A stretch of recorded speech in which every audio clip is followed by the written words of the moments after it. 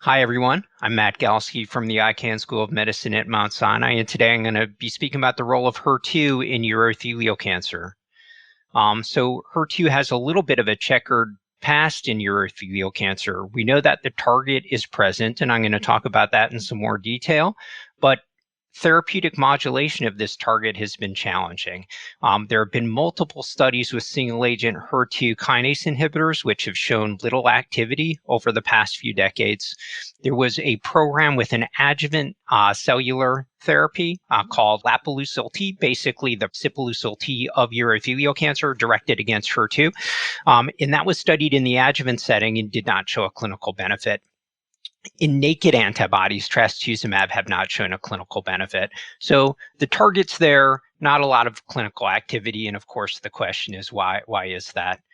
Regarding the target, we have a lot of variability in the literature regarding HER2 expression at the protein level. And I'm going to speak a little bit about why that might be. But if we look at one of the largest data sets that used central pathology review, so this is from the adjuvant study that I just mentioned with lapalucil-T, the expression of HER2 was required to be enrolled on that study. And interestingly, we have data both from the primary cystectomy specimen and from the nodes in patients with nodal involvement. And what you can see here is that HER2 is expressed at least the 1+ level in a large subset of patients with urothelial cancer. There does seem to be a higher level of expression in metastatic sites versus the primary tumor, although the numbers are admittedly small here. And you can see if you look at the 2 to 3+ level, it's approximately 40 to 50% of patients have HER2 overexpression based on this analysis. We know that HER2 alterations at the genomic level are pretty common in urothelial cancer as well. And in fact, HER2 mutations might be more common in urothelial cancer than any other solid tumor. That's also been challenging, though, to target from a therapeutic standpoint. Probably one of the most interesting analyses that assessed this was from a study that was published in Nature, a basket study with neratinib, published by David Hyman several years ago. And this study enrolled patients with HER mutations across different tumor types and actually showed that the same extracellular domain mutations were present in urothelial cancer compared to some other cancer types, but there was clinical activity of that HER2 kinase inhibitor in other tumor types, but not in urothelial cancer. And perhaps that's because of the co-mutations that are present in urothelial cancer. So the mutations are present. They don't seem to confer sensitivity to kinase inhibition, but because we're doing so much next generation sequencing and probably not a whole lot of HER2 immunohistochemical testing in urothelial cancer, the question comes up, are HER2 mutations associated with overexpression at the protein level or amplifications? And so this analysis was presented by David Icahn at ASCO GU just this past year and looked at the MSKCC, the Memorial Sloan Kettering impact cohort. So patients assessed by next generation sequencing with urothelial cancer, a fairly large cohort for patients with this disease. And what you can see in the figure is that there does seem to be an enrichment of HER2 3+ protein expression in patients with amplifications or with HER2 mutations. So certainly if you get your next generation sequencing report and it shows one of these mutations, you might want to think about protein testing. So, can you again bring in the issue of amplification? Because, in breast cancer, they do FISH in patients who are 1 or 2+. And if they're FISH positive, they're considered HER2 positive. But in this situation, the data you just showed with IHC, was that backed up with FISH also? So the data with IHC alone was not backed up with FISH. Some of the more contemporary data sets are using both FISH and immunohistochemistry similar to what's done in breast cancer. And the other question is, I hadn't heard about HER2 mutations in urothelial bladder cancer. And of course, that's a big issue in lung cancer where basically they're using TDXD first line, mainly for these mutation patients. How do the mutations in lung cancer compare to the ones seen here with urothelial bladder? So probably the most common mutations in bladder cancer are in the extracellular domain. There's a lot more mutations in the kinase domain in other solid tumors, and we're going to take a look at a very small data set that's assessed the relationship between mutations and response to TDXD. Incidentally, I find, this idea of, HER2 less, 1 or 2 plus, but FISH positive, I don't really hear that exactly when I get outside of breast cancer. Is that the way you look at it? So in terms of HER2 1 plus, yeah, 1 or 2 plus, that, yes. 1 or 2 plus is HER2 positive if the FISH is greater than 2. Is that the way you look at it? So we're looking at it slightly differently based on the correlations between expression and outcomes with anti-HER2 ADCs. And most of the focus now is on the protein expression. And I'll show some of that data, but to summarize, what we tend to see is that 2 plus FISH positive or 3 plus do the best in terms of correlation with response to HER2 ADCs. And maybe I'm getting ahead of myself, but do you see responses to TDXD with the HER2 mutations that you see in urothelial bladder? So I'll show you some of that data, and the cohort is very small. You do see some responses. The cohort is small. It's a complicated signal, and I'll tell you why. Great. So one of the challenges with quantifying HER2 expression in urothelial cancer, and why the estimates in the literature are all over the board, is one, because different antibody clones are being used in different reports, retrospective studies, not necessarily consistent antibodies and scoring approaches. But the other is that the expression pattern seems to be different in urothelial cancer than some other solid tumors. We know that there's a difference in gastric cancer and breast cancer in terms of the pattern of expression. Gastric cancer a little bit more U-shaped and patchy, breast cancer more circular and homogeneous. And bladder cancer seems to maybe be a little bit of a mix of the two, so that you see circular, you see membranous expression, but you also see patchy expression. And that might not only have implications in terms of testing, but it actually has implications in terms of drug development as well. Of course, because when you have patchy expression of a target, and you're using an antibody drug conjugate, it's probably important that you have a cleavable linker. And we know that if you don't have a cleavable linker, then you might not get as much bystander effect. That is, that once the antibody drug conjugate reaches a drug with expression of the antigen, is that payload cleaved off, and does it have the potential to impact cells in the neighborhood? So most of the drugs being developed right now do have cleavable linkers. Of note, TDM1 doesn't have a cleavable linker. Here's a list of HER2 ADCs that have been explored in urothelial cancer, at least with some clinical data to date. You'll see that the antibodies are mostly trastuzumab, but not exclusively. And disitamab, which I'll talk about more, is actually a unique antibody directed against a different epitope on HER2. And then you see the payloads are across the board a little bit, either maytansinoids or topoisomerase inhibitors. So why is the linker important? This is what I was just getting at. And I think this is one of the most elegant examples or explanations for this. So in this study, they took two different HER2 expressing breast cancer cell lines, a HER2 expressing breast cancer cell line and a HER2 non-expressing cell line, mixed them together, established xenografts, and then treated with a drug with a cleavable linker versus a non-cleavable linker. And you see that with TDM1 in this model, you eradicate the HER2 positive cells, but not the HER2 negative cells.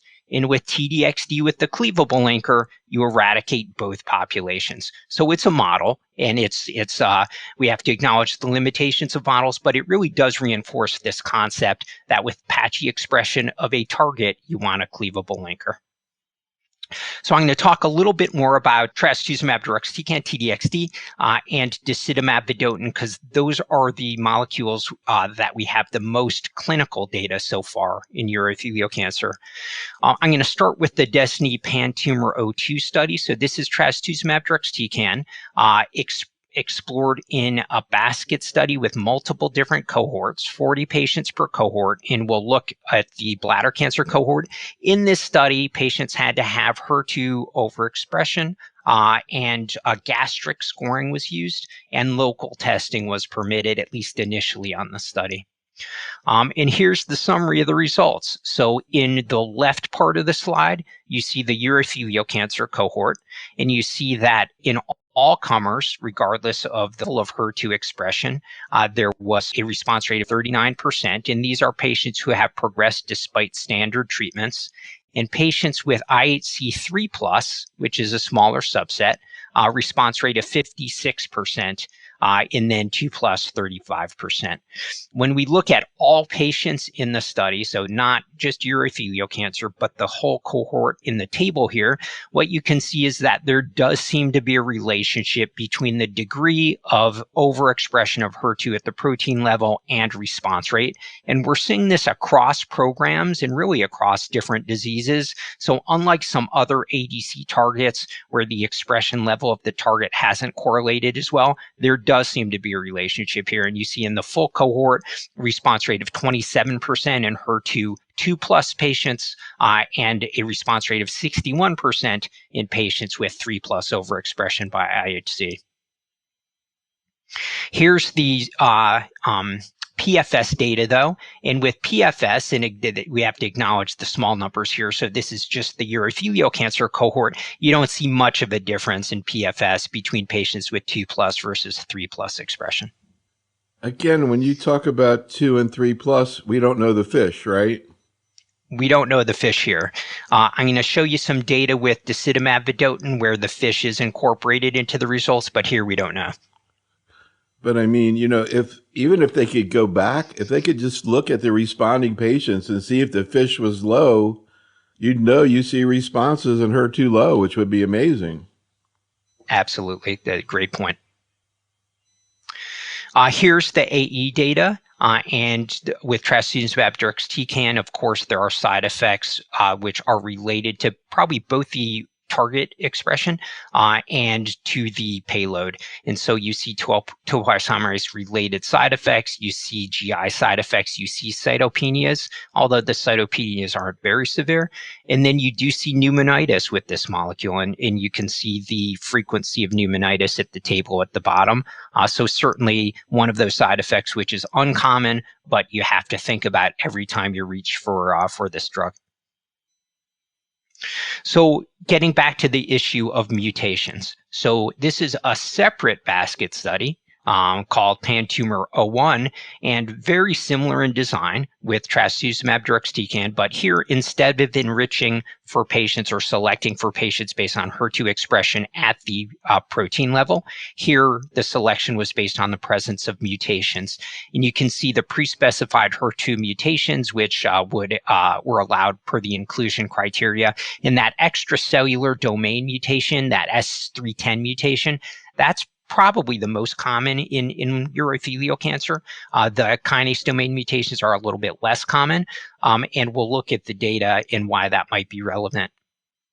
So here's the data across the whole study. You see that mutations were associated with activity with trastuzumab deruxtecan across tumor types. In urothelial cancer, only data on 7 patients, so it's quite limited. You do see regressions there, but most of those regressions did not meet the criteria for RECIST-defined response. And you see that the patient who had the largest response was a patient with an extracellular domain mutation. So in that patient also had IHC3+ expression. And so there does seem to be activity based on the mutations. Whether or not the protein expression trumps the mutations, it looks like that's possible, but obviously we need more data. And again, because we're doing more next generation sequencing probably than HER2 testing throughout the country in urothelial cancer, it's certainly possible that patients will be identified first by mutation testing. So let's switch gears a little bit and talk about disitamab vedotin. Disitamab vedotin was previously known as RC48. This drug has been through development in Asia, And so it's been through phase 2 studies in China. So we have a decent amount of data about disitamab vedotin. This is the antibody that's directed against a different epitope on HER2 than trastuzumab, and it is conjugated to MMAE. And you can see here pooling of results from 2 studies which were designed very similarly. So 2 separate phase 2 studies, similar eligibility, and this is the activity in patients with HER2 overexpression at either the 2 or 3 plus level. And you can see most of these patients were pretreated. So 2 lines of prior treatment in 64% of patients, 1 line of prior treatment in about a third of the patients. And you see in the waterfall plot a pretty robust activity for second and third line therapy with a response rate of 50%. And then if you look at the table, here we start to see the breakdown of patients who have IHC 2 plus FISH positive or 3 plus versus those with IHC 2 plus who are FISH negative. And of course, the issue with the data here is 1, it's a small sample size, and 2, the IHC 2 plus FISH positive and 3 plus are pooled, but you do see that there's a numerically higher likelihood of response in patients with either IHC 2 plus FISH positive or 3 plus versus 2 plus FISH negative. And you see responses really at a similar rate regardless of the lines of prior treatment and the types of prior treatment. So that was certainly encouraging data. Now, the question, of course, arises again, is there activity even in patients with lower levels of HER2 expression because of the cleavable linker? And so this is, again, very small data set, but this is the activity of disitamab vedotin in patients with IHC 0 or 1 plus expression. And you see there is activity, particularly in patients with 1 plus expression, with a response rate of 26% here. The adverse events of these drugs are different because the targets are different and the payloads are different. And I think we have a pretty nice example of this in urothelial cancer because we actually have 3 antibody drug conjugates here, which all share either the same target or the same payload. So you can do some cross-trial comparisons, although we have to take those with a little bit of grain of salt. And here you see that with enfortumab vedotin, which we use quite commonly in urothelial cancer, the adverse events that we get concerned about are neuropathy and rash, and a subset of patients will have hyperglycemia. With disitamab vedotin, different target, but same payload, neuropathy is still present. We see a little bit more elevation in transaminases with DV than with EV, and we don't see the rash, and we tend not to see hyperglycemia, at least based on the data that's evolved so far. There was one question I really wanted to ask you in general. I've been really curious in general what urologic clinical researchers think about, and it kind of ties into what you were saying about efficacy of antibody drug conjugates, which is, any thoughts about why we see such excellent efficacy of enfortumab plus pembro? So what's going on there? So there is some hand-waving immunologic explanation for that. There's been at least one study that didn't use immune competent models, and so it's somewhat limited, but was able to show, at least in the myeloid compartment, that with EV you get upregulation of antigen presentation machinery. So it might be something immunologic.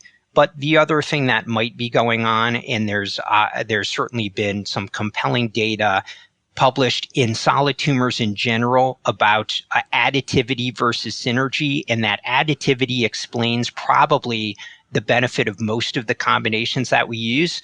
You know, as single agents, these drugs certainly work in a fair subset of patients. They have non-overlapping toxicity for the most part, and so we might just be capturing a broad population of patients by giving the 2 drugs at the same time.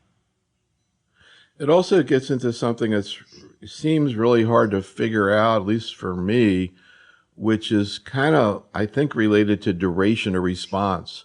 You know, a lot of people oncologists come out of breast cancer really wanting to use T-DXd because they just see it lasts a long time. And I'm not, yeah, you can see it in the numbers, but I hear it from the doctors also. And I'm kind of wondering if that's part of what's going on with this.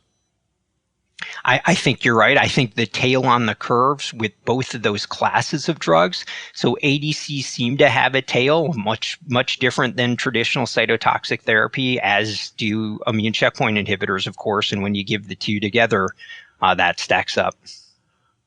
Yeah, I mean that the thing to me that strikes me so graphically is that it looks like when you give an ADC plus an IO, and I know we're kind of getting far out, but it kind of gets into what you're getting at here with ADC, because I guess part of what I'm saying is maybe enfortumab is sort of a better ADC than I thought it was. I mean, I know it was really good, but it's hard to tell Yeah. there's something really good and like really, really good. You know, I don't know how to explain that. So anyhow, I've just been sort of curious about what's going on there. Do you think it's just enfortumab itself? There's something about it in bladder that's just extremely effective? I think it's a very effective drug. I think that the ability to give it for a relatively long period of time, barring the development of neuropathy, certainly we're able to give drugs like that longer than we have with cisplatin-based chemotherapy in the past, for instance. And there seems to be an ongoing benefit rather than sort of a plateau of benefit after 6 cycles. It just seems that, you know, like, and I think about this in other cancers too, where they haven't really looked at IO plus chemo, and they have IOs, and I mean, they're starting to look at it, but it just looks like in bladder that when you combine IO and chemo, or if you do chemo and then IO maintenance, somehow it's not as effective as an ADC plus IO, or at least this Yeah. ADC. I think you're right, and I'm going to show a slide a little bit later that questions whether or not there is something particularly special about MMAE containing our ADCs with IO.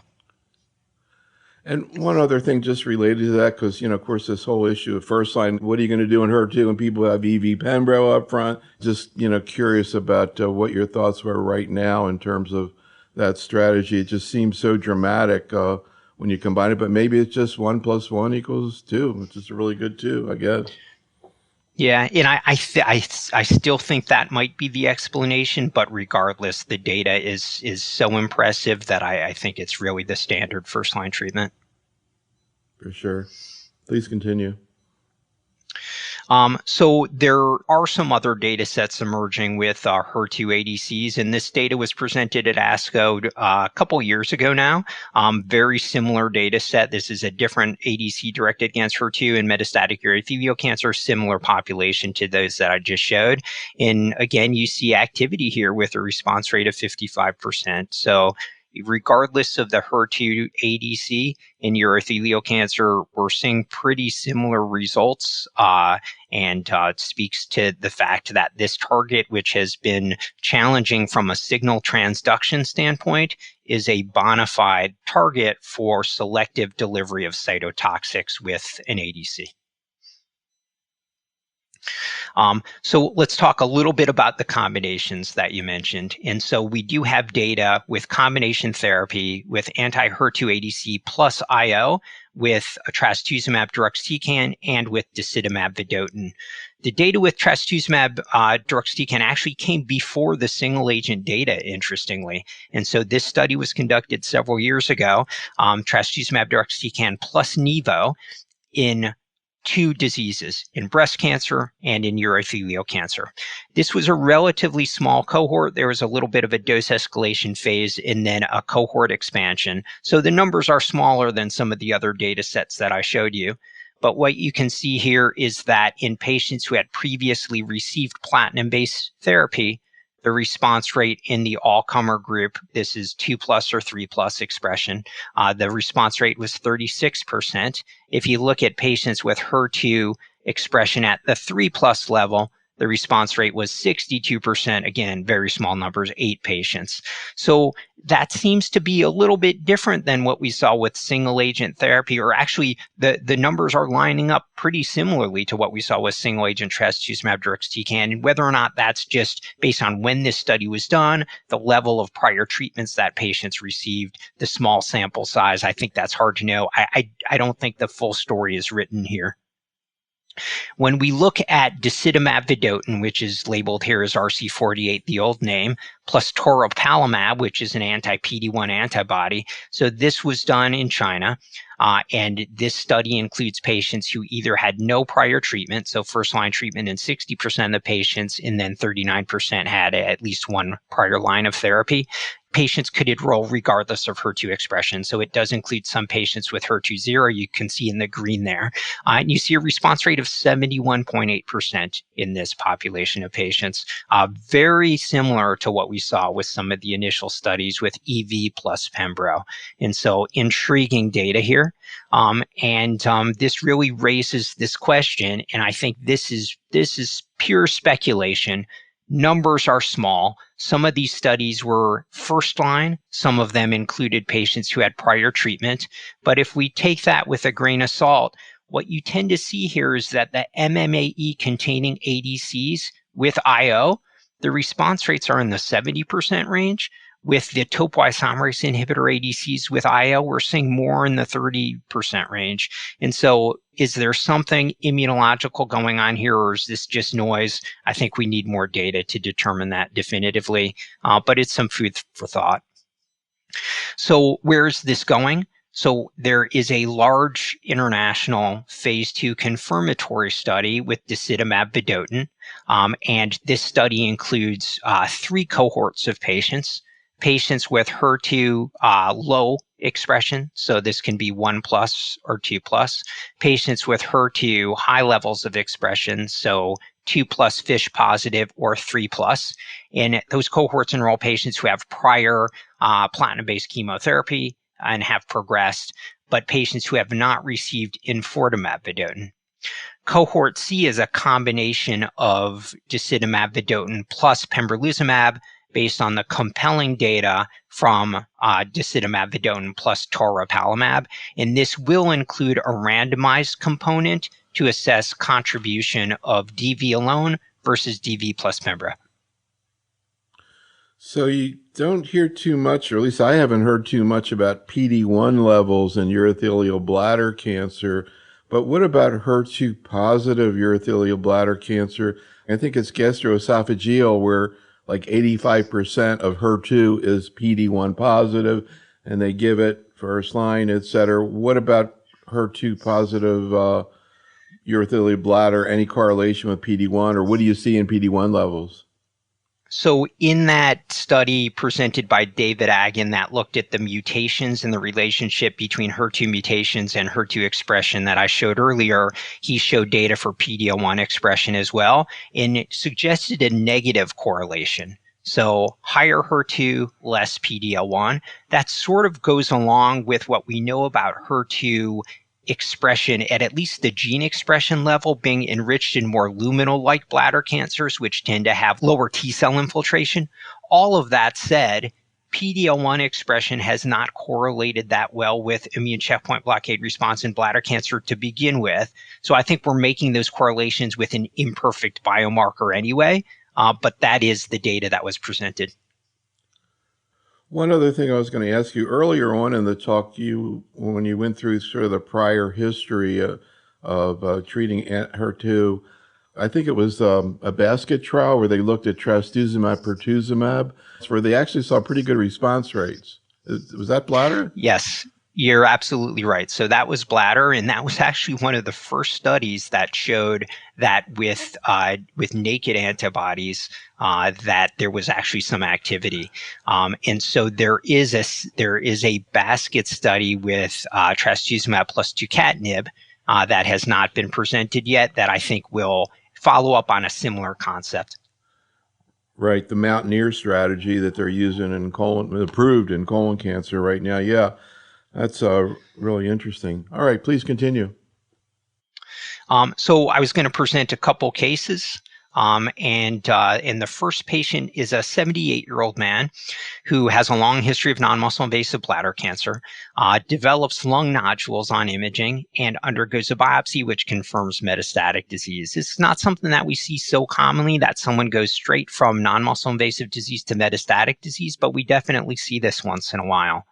And so he gets standard treatment at the time, gemcitabine plus cisplatin, has a good response, but ultimately develops progressive disease, has his tumor stained for HER2, and it's 2 plus by IHC.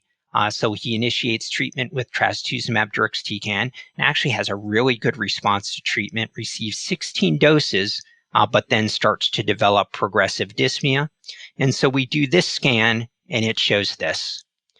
And of course, what we see here are ground glass opacities. And so he's developed symptomatic pneumonitis. And in patients who develop symptomatic pneumonitis with trastuzumab deruxtecan, of course, we stop treatment and don't resume and treat with steroids. And so he was treated with steroids. This resolved, and he had a prolonged response even after stopping trastuzumab deruxtecan. So speaks to the potential side effects, but also speaks to the potential durability of responses with ADCs even after you stop them sometimes. So what happened subsequently with the patient? So he ultimately did develop progressive disease, but this was a response that lasted about a year and a half. A year and a half without treatment. Without treatment. Yeah. Without treatment.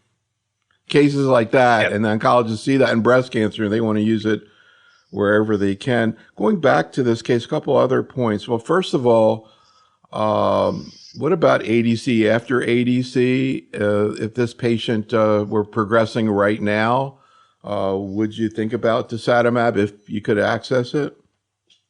So it's a great question. And so we have 3 ADC, well, 2 ADCs that are approved in urothelial cancer, and then there's disitamab vedotin. So some interesting questions come up which have biological considerations and clinical considerations. So do we go to another anti-HER2 ADC in a patient who's progressed on an anti-HER2 ADC? Do we go to a different ADC with the same payload but a different target? Or do we switch it up completely? And I think all of those are options, and we don't know the right answer. And it really depends on the mechanism of resistance, which we don't understand quite well.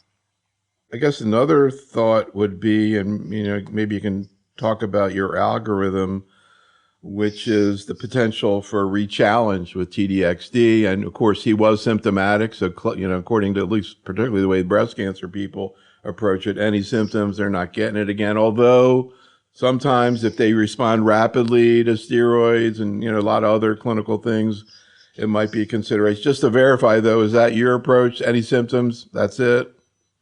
That's right. Particularly when we have other options available. Right. Also, I'm sure this patient was treated, a while back, and I'm not sure exactly. I'm curious to know. I want to ask you right now, this is another thing where it's like you get a lot of different answers once you get outside of breast cancer in terms of screening for ILD. So I don't know what you did in this man, but what were you doing, and what would you do, or what are you doing right now today in terms of, again, let's say you don't need to get scans of the chest. There's no disease in the chest. Are you going to go ahead and get regular scans, and assuming the patient is asymptomatic, looking for it? Are you going to look for clinical symptoms, give them a pulse oximeter, et cetera? Today, how would you approach screening with T-DXd? So in urothelial cancer, we tend to do chest imaging along with abdominal pelvic imaging routinely on restaging. Whether or not that's the right or wrong thing to do, that's pretty typical to get a CAT scan of the chest, abdomen, and pelvis. So we do pretty frequent chest scanning in patients receiving this drug. I have not done sort of prophylactic pulse ox monitoring, although an interesting consideration. Yeah, I don't hear too many breast people doing, clinical stuff, but they're very aggressive about pulmonary. I mean, if they can, they'll get it every 8 weeks. They get it as often as the insurance will allow them. And the other question is how long you do that for, which is another issue. Another thing that's interesting once you get outside breast cancer is to hear about how people approach acute, prevention and management of GI toxicity. Because, initially people thought about ADCs, less toxicity, but at least T-DXd sort of got the reputation of being metagenic, and at least in breast, they're pretty aggressive. What about you? How do you approach that? Yeah, we're similarly pretty aggressive about it. But I find that the I find that the GI side effects are really heterogeneous. More so than I think my experience with traditional cytotoxic chemotherapy. So just going back to other couple aspects of the case that were interesting, and one in particular was the fact that he, as you mentioned, he went from non-muscle invasive to metastatic disease. I don't know if you were taking care of him in that time. Was it like lack of follow-up or very aggressive disease? I think aggressive disease had certainly Hmm. adequate follow-up and was under regular cystoscopic surveillance. And I think what happens potentially in some of these patients is that they have mucosal disease that's not appreciated on cystoscopy and ultimately leads to metastatic disease. How often do you see that, though? I mean, I would assume it's very uncommon. It's very uncommon. It's very uncommon. And he'd gotten what, intravesicular therapy for the non-muscle invasive disease? Yep. Standard treatment, initial BCG, and then subsequently intravesical chemotherapy. And then again, you're right up. You've got IHC 2 plus by IHC, no mention of fish. Nowadays, do you normally get fish? So we're starting to do HER2 testing uniformly in our patients with urothelial cancer. Our pathologists are starting to do it routinely on cystectomy specimens. That's not done. That's not done uniformly in this disease, and I think there are some considerations in terms of resource utilization and how that information does help. I think that could change, of course, dramatically with the first approval of an anti-HER2 ADC in urothelial cancer. But for now, we do it routinely, and our pathologist reflects to FISH with 2+ expression. All right, let's go to your next case. So the next case is 69-year-old man. He has upper tract urothelial cancer, so he undergoes a nephroureterectomy for T3 disease. He develops metastatic disease to the retroperitoneal nodes, and then he's treated on a clinical trial with gemcitabine cisplatin plus PD-L1 plus CTLA-4 blockade. So a quadruple combination regimen. Has a very good response and proceeds with maintenance durvalumab as per the trial, but ultimately develops progressive disease. And he also has 2+ expression by IHC. And so he initiates treatment with disitamab vedotin. And here you can see his retroperitoneal nodes. There's a close-up of his retroperitoneal nodes, 2 in particular. And you can see over time the red X's marking these nodes shrinking over time. And at about 12 months, very minimal evidence of disease, and he has progressive neuropathy. And so he stops treatment because of neuropathy, not because of evidence of progression, and is maintained off of the ADC now for about a year with no evidence of progression, off all treatment. Obviously a outlier, but certainly it's something that we are seeing in a subset of patients. What about it from your point of view is the outlying part of it? That this durability of response off of treatment is certainly not the most common pattern, but it is a potential pattern. I guess one of the other issues is, as you were describing it, I was thinking to myself, how this compares to what you hear about brentuximab vedotin in terms of lymphomas, Hodgkin, et cetera, usually reversible, mainly sensory. Does that line up with the type of neuropathy this is? I think we see a little. So I think we see a little bit more motor neuropathy with EV than with BV, although that might just be how it's being assessed. So I don't know that we have hard data on that, but that's my impression.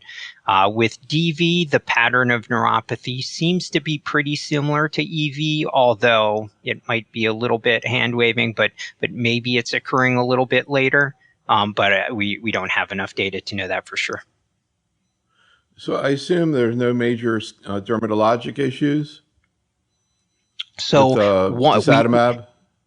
So we see a little bit of rash with disitamab in some patients, but certainly not the frequency of rash and not the severity of rash that we see with EV. And of course, the explanation with EV is that there's nectin expression in the skin.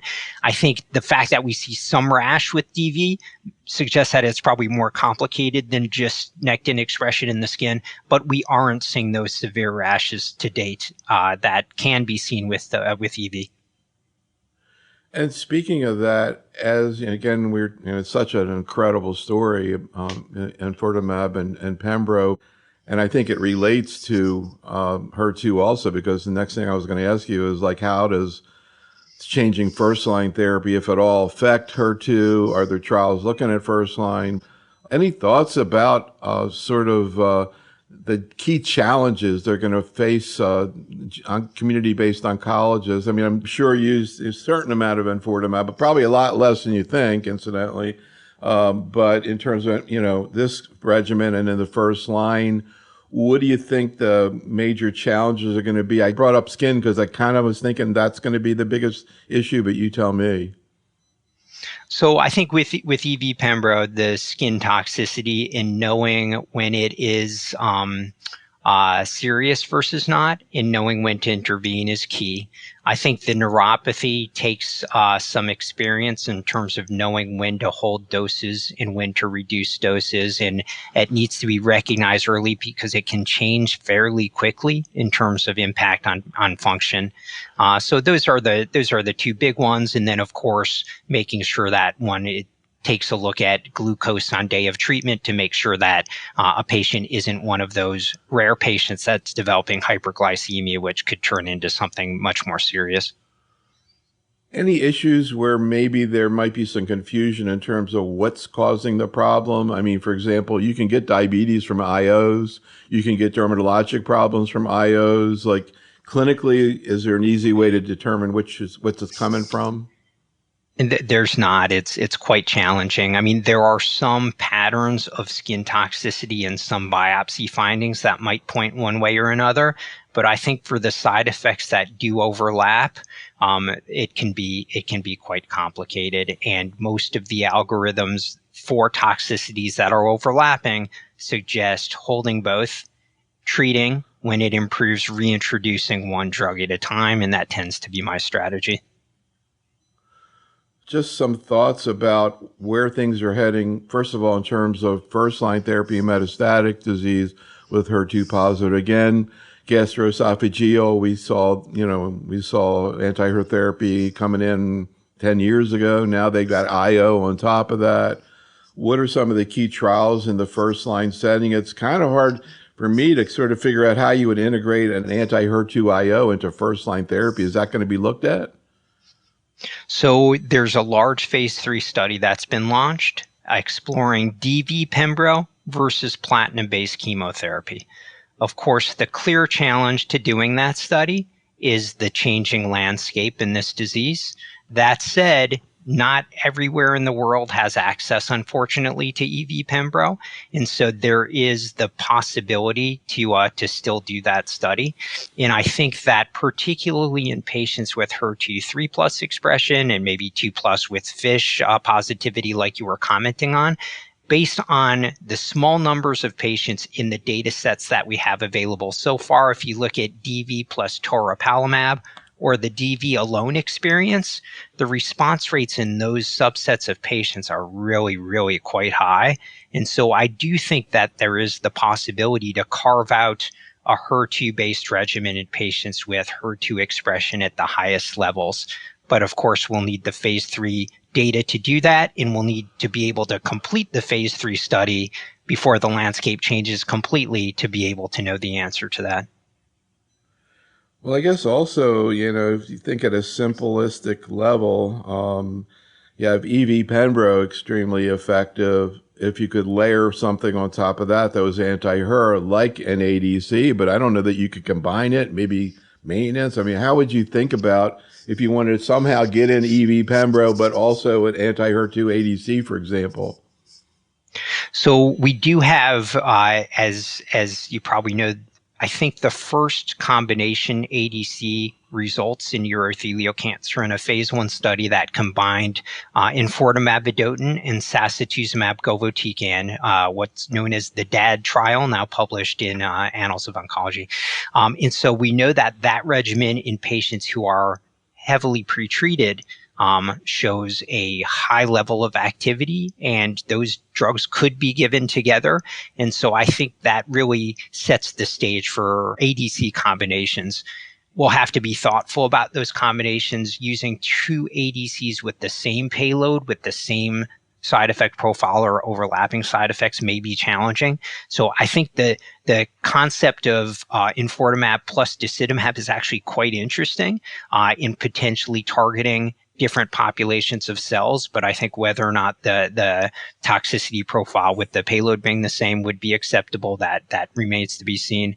But I think your idea about switching in terms of the ADC maintenance strategy is quite interesting as well, because even though these drugs can be given for a decent amount of time, there are treatment-related toxicities with some of these, and one could imagine switching to a different ADC with a different side effect profile if one was stopping because of toxicity and not because of progression. And of course, again, not to keep bringing up breast cancer, but, breast cancer evolved into a model where almost everybody gets neoadjuvant therapy that includes anti-HER therapy at this point, mainly antibodies. Obviously neoadjuvant is a key strategy in bladder. I know EV-Pembro is being looked at neoadjuvant. I'm curious, incidentally, what you think about that. But what about neoadjuvant, therapy, including anti-HER strategies? So I think it certainly warrants exploration based on the activity that we're seeing with anti-HER2 ADCs. And in the benefit of that approach may be compared to lots of the other neoadjuvant approaches that are based on the expression of a target, of course, is that this is immunohistochemistry. And I think a lot of the things that we'd like to do in the neoadjuvant setting have been complicated because of the turnaround time for the biomarker. But this is something that at least that hurdle could be overcome. I mean, every day in breast cancer, so I'm sure it can be done. Yes. Also, again, sort of thinking about where things might be headed in terms of, bringing HER2 strategies in earlier. Any other kinds of strategies that you think or are being looked at in clinical trials in earlier stage disease? And I mean, I would ask you this in general in terms of neoadjuvant with bladder. Again, I'm curious what you think about EV-Pembro. Do you think we're going to be moving into a stage where maybe with more effective therapy, we can be doing less cystectomies? I do. So I think, the data with EV-Pembro in the metastatic setting, of course, is so compelling that the trials in the neoadjuvant setting, we're anxiously awaiting those results. There are two such trials. One is Keynote 905, which is comparing EV-Pembro followed by cystectomy versus cystectomy alone. So in a cisplatin ineligible patient population for whom we've had no neoadjuvant treatment options. And then Keynote B15 is comparing neoadjuvant EV-Pembro to GemCis. I think both of those studies are probably among the most important phase 3 studies ongoing in bladder cancer right now. We know independently, that EV alone has a path CR rate based on very preliminary data in about the 30% range. We know that Pembro has a complete pathologic response rate of about 30% based on studies so far. If we're really seeing some additivity in the neoadjuvant setting, similar to what we see in the metastatic setting, then one can imagine path CR rates that surpass what we've seen in the past. And if you do see that, then that opens the door for strategies that one can avoid cystectomy. So in the editorial for the EV-Pembro paper in the New England Journal, they brought up the issue of what's going to be second line. So I would ask you, how are you thinking through second line in a patient that gets EV-Pembro? But even more relevant, how are you thinking through second line in a patient that gets EV-Pembro but is HER2 positive?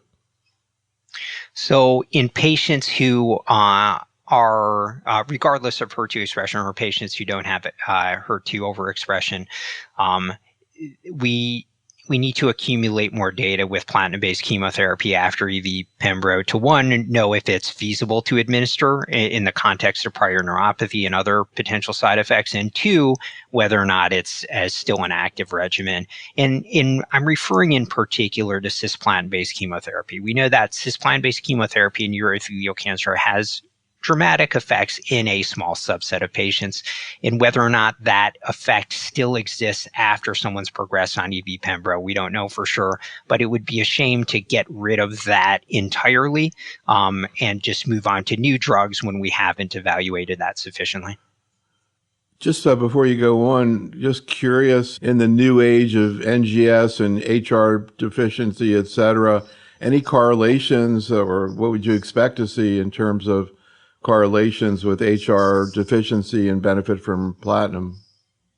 So probably the most consistent correlation has been with alterations in the nucleotide excision repair gene, ERCC2. That's a pretty solid association. Some of the others, which are a bit softer, because the mutations can occur in various locations in the gene and we don't know the functional implications. I think that story is not as clean. So you commented on the lack of evidence with platinum chemotherapy after EV Pembro. Like, what are you doing for practical purposes outside of trials? So we're starting to do that. We're starting to give GemCis or GemCarbo after EV Pembro. The number of patients who have required that, fortunately, has not been a huge sample size so far, based on the timing of when EV Pembro has been more widespread available. But I think we'll generate that data. The other strategy that's commonly used is to move to sacituzumab govitecan next. And certainly there are many people who will go to sacituzumab govitecan immediately after EV Pembro. I assume that'd be a lot better tolerated as well. Yeah, and I think that's probably right. And if we're really not seeing that subset of patients who achieve really durable responses with cisplatin-based chemotherapy in the second-line setting, and it's difficult to administer after prior MMAE, then I think that strategy will probably be short-lived. So speaking of sacituzumab, I know that's not the main topic here, but as long as we brought it up, I just wanted to pick your brain about because we're, again, thinking of doing some type of education program on, utilizing sacituzumab. And I'm just kind of curious, and, obviously the drug's been out there a while. People have a lot of experience with it. But, we're even talking about at the nursing level, et cetera. From a granular point of view, from your point of view, when you use sacituzumab in metastatic urothelial bladder cancer, what are sort of the day-to-day issues? Is it mainly about GI issues and cytopenias, or what are some of the sort of day-to-day issues that are mainly involved? It is really GI toxicity and cytopenias. I tend to use growth factors pretty routinely, prophylactically. And so I know that there are some different practices in that regard, but I find that the cytopenias are common enough and unpredictable enough that I tend to do that. And the GI toxicities are certainly there, but usually manageable with the routine management strategies that we employ with diarrhea for topoisomerase inhibitors. If a patient on sacituzumab ends up in the hospital because of a complication of treatment, what's it likely to be from? Cytopenias, febrile neutropenia. Right.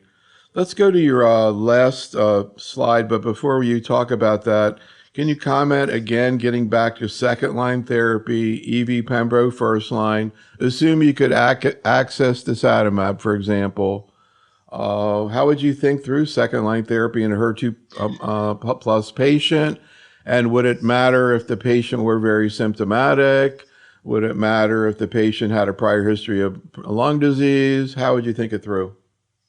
So a patient who progresses on EV Pembro who has HER2 overexpression, and I have DV and I have trastuzumab deruxtecan, that's a really challenging decision, and I would probably try trastuzumab deruxtecan because of the different payload in that setting. But I think we need the data to know if there is cross resistance between DV and EV. We absolutely need that data. There will be a small cohort generated as part of one of the studies that's ongoing to determine whether or not those drugs are cross resistant. I didn't hear you say platinum or some other alternative, so you would be thinking about Yeah, an ADC. I would. So if the target is there, then I would use an anti-HER2 strategy. Any theoretically, any preference? Obviously you have similar choices in breast cancer, actually, where you have sacituzumab available, for example. But any thoughts about sort of decision making in that situation? One of the things I hear in breast cancer, for example, like if the patient is symptomatic and they really need a response, they may be more, like in breast, they might be more likely to go with TDXD. If they're asymptomatic, don't have visceral disease, maybe they're older, they might go with something not TDXD. Right. I think that for most patients in that situation in urothelial cancer, of course, there's heterogeneity in the disease. But for most patients who have progressed despite first-line therapy in urothelial cancer, it's an aggressive disease. And so certainly for someone with HER2 3+ expression, based on, again, small numbers, but if you look at the response rate to trastuzumab deruxtecan 3+ expression versus sacituzumab govitecan in all comers, it seems to be higher in patients with the anti-HER2 strategy. Of course, that would require the availability of these therapies. But if they were both available, then that would be my thinking. So let's go to your last summary slide, but one more EV Pembro question I just have to ask you, which is duration of each. So the EV part can be a little bit more straightforward in that usually toxicity dictates when you stop EV. And for most patients for whom we stop EV because of toxicity, it's because of neuropathy. And that could be variable from one patient to another in terms of when that happens. But if you're going to stop treatment for a toxicity, it's probably going to be for neuropathy. The Pembro part, of course, is much more challenging because patients on Pembro for 2 years with no side effects and a great response to treatment, in my personal experience, I find that most patients are very hesitant to stop. There are a small subset of patients who can't wait to stop, and certainly I think it's reasonable to do that in such patients, but I find that more commonly it's a patient does not want to stop, quite reasonably so in that setting. So just kind of curious in your own practice and also looking at the data in general, how long do people end up being on enfortumab in this first-line situation, sort of the minimum and maximum?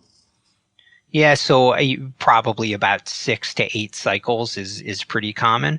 But in terms of maximum, we have patients on for a year, and that happens not uncommonly. So, of course, as in every solid tumor program, at some point, somebody's going to bring up cell-free DNA. This might be a good time to do it, particularly as you were talking about whether to stop therapy or not. Obviously, we saw some really cool data in the adjuvant setting.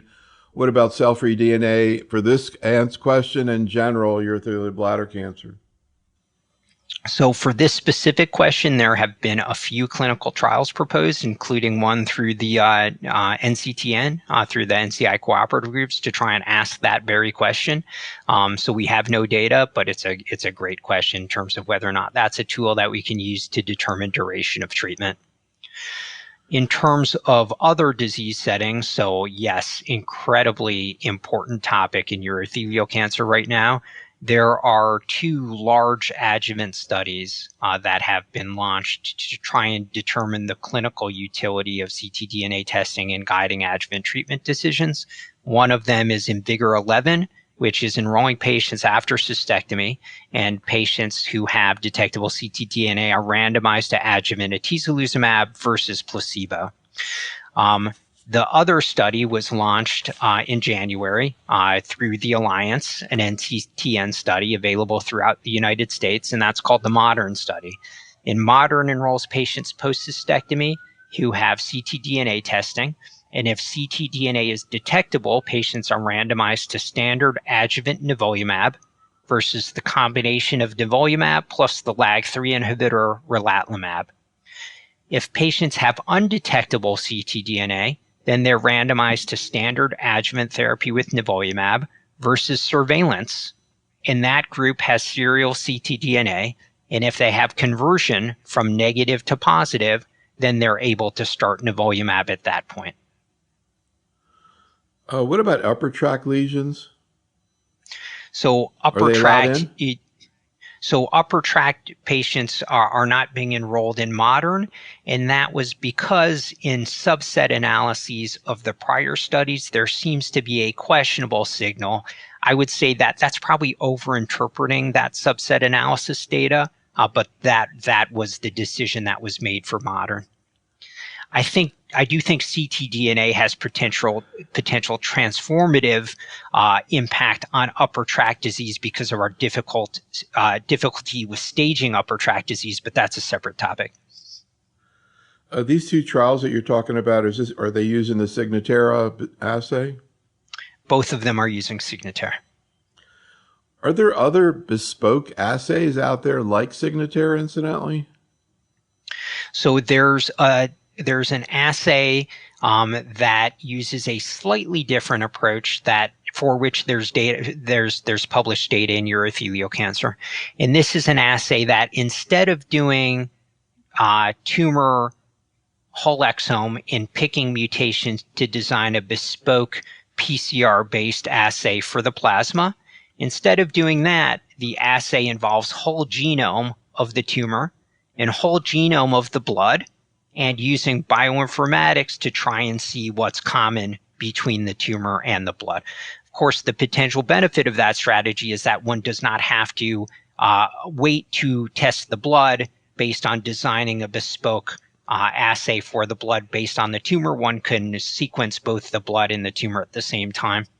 And so there's some intriguing data with that approach, and there will be more data in urothelial cancer. I would have to say, it seems like it'd be awfully tempting to utilize cell-free DNA right now in the adjuvant setting outside of a trial. Do you ever find yourself tempted to do it? Do you ever do it? So Signatera is commercially available in the adjuvant setting in bladder cancer. We do that testing in the clinic. I would say my major fear is that we put the cart before the horse in terms of not having established trials demonstrating clinical utility and knowing really how to most effectively use this information. So it's there. We incorporate it into our data package in terms of thinking about how to best care for patients, but we need to finish these phase 3 studies. I mean, absolutely, but it's so hard to ignore, But the other thing is, any thoughts about what the lag time is? How much time you pick up by using this assay in the adjuvant setting? So the data suggests about 3 to 6 months. It doesn't really seem like that long. It doesn't, and it's probably a couple scans. Whether or not MRD based on ctDNA is a intervenable clinical disease state to eradicate disease, I think that remains to be seen. If it is, then that time might be sufficient. Okay, let's go to your last slide, sort of summarizing things. So targeting aberrant signaling downstream of HER2 has not been that successful an approach in urothelial cancer for reasons that aren't entirely clear, although you astutely brought up that there are some strategies that have shown some benefit, including dual antibody targeting. So I don't think the story's completely written there, but certainly using HER2 as a target for selective delivery of cytotoxics has been a much, much more encouraging strategy and really validates HER2 as a target in urothelial cancer. We have a bunch of practical and scientific questions, though, that we need to try and answer over the next few years. And one of which is, should we harmonize HER2 assay scoring in urothelial cancer? Do we need a a urothelial cancer scoring, like we have a breast cancer scoring and a gastric cancer scoring. Are enfortumab vedotin and disitamab vedotin different targets but the same payloads? Are those cross-resistant drugs? We need to determine that.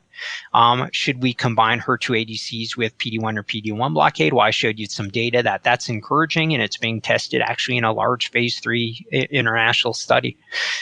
Should we use HER2 ADCs solely in patients with T plus or 3 plus expression? And ultimately, as you brought up, what's the role of these drugs in first-line treatment when we've just had a major shift in first-line treatment of urothelial cancer? And I think there's trials that are designed to answer many of these questions here. So I don't think we'll have to guess in a couple of years. So just to finish out on an old story there, because I was just flashing back on this trastuzumab, pertuzumab thing, because I was remembering we actually had a case of a patient who had a great response for like 6 months. I never heard about that in breast cancer. I was asking Ian Kropp, I don't know if you know him from Yale, one of the big HER2 people in breast cancer, like, why do I hear about these responses as trastuzumab, pertuzumab outside of breast and not in breast? And he goes, well, by the time they get to metastatic disease, they've already had so much anti-HER therapy. But he reminded me that if you look back at the naive patients, they did respond to trastuzumab, pertuzumab. It's just that you did better if you added chemo. So I guess my question is, if you can't access the ADC, or maybe they've already, in the future, they've already had an ADC, would it be worth trying trastuzumab, pertuzumab if they have no other options afterwards?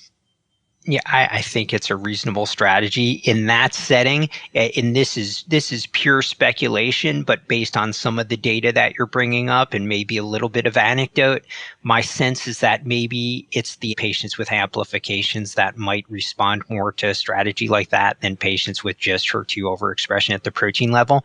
And so one would probably want to be confident that amplification is still present. But yes, I think that's a reasonable strategy in that setting.